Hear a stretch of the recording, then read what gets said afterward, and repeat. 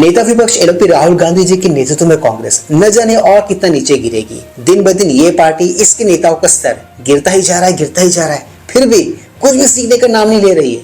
दूसरों को freedom of speech, अभिव्यक्ति की आजादी और संविधान खतरे में कहने वाली इस पार्टी ने अपने ही एक शासित राज्य में इन दिनों अभिव्यक्ति की आजादी को खत्म करने का एक नया तालिबानी फॉर्मूला, एक नया तालिबानी फरमान सुना दिया है। और जानते हो आप उन्होंने ऐसा क्यों किया है? उन्होंने ऐसा किया है ताकि कोई भी इनके नेताओं के खिलाफ, इनकी पार्टी के खिलाफ, इनके दल के खिलाफ कुछ बोल न सके, कुछ लिख न सके, कुछ कह न सके। पर क्या है ना, देश इनका दोगलापन बहुत अच्छे से देख रहा है और इनको वो माफ भी नहीं करेगा। वो क्या है ना, माफी गलती की होती है, इंटेंशंस की नहीं।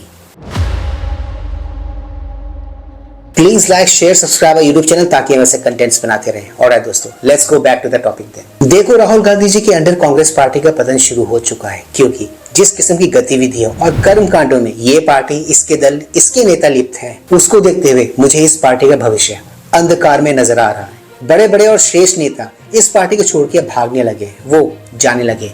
इनके बदले जो कोई भी इस पार्टी को ज्वाइन कर रहा है, उनको देखकर, उनकी बातें सुनकर, उनके विचार जानकर एक बात तो कंफर्म हो जाती है, और वो ये कि कांग्रेस इन दिनों अपनी आखिरी सांसें ले रही है। कर्नाटक कांग्रेस के एक तालिबानी फैसले के इर्द गिर्द चल रहे एक डिबेट शो में अर्नब गोस्वामी ने कांग्रेस प्रवक्ता को रगड़ रगड़ के धोया, रगड़ रगड़ के रहा, क्योंकि वो बातें ही कुछ ऐसी कर रहे थे। एग्जैक्टली अर्नब गोस्वामी ने क्या कहा, चलिए वही देखते हैं। Have a look. ये बीमारी है, ये राष्ट्र विरोधी बात करने की बीमारी है आपकी।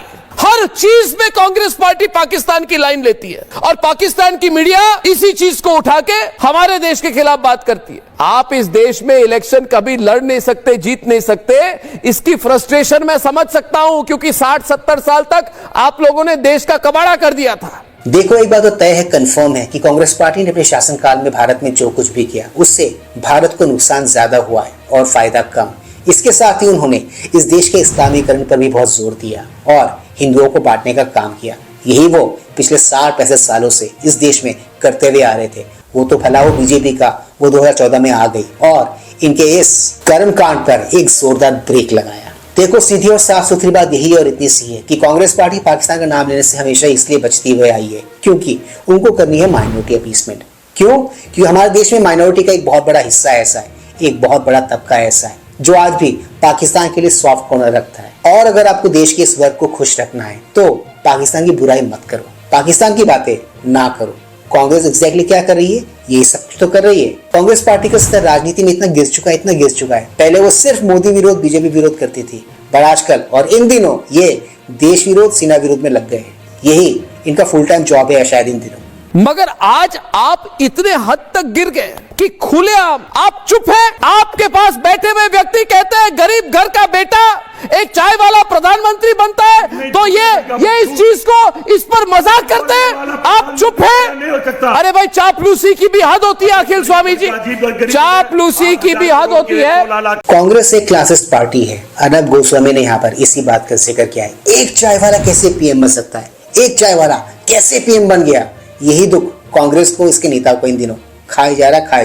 एक चाय वाला इस देश का प्रधानमंत्री है। ये बात इनको हजम नहीं हो रही है, इनको पच नहीं रही है, इन शॉर्ट।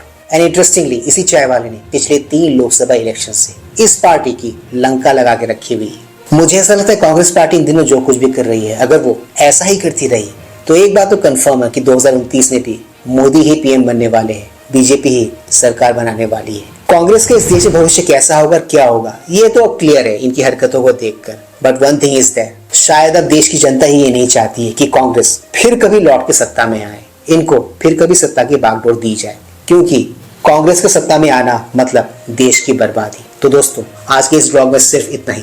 मैं मिलूंगा आप सबके साथ अपने अगले ब्लॉग में। Anyways, do not forget to like, share, subscribe YouTube channel. इससे हमें शक्ति मिलती है, इससे हमें ताकत मिलती है और इससे हमें मोटिवेशन मिलती है। कीप स्माइलिंग दोस्तों।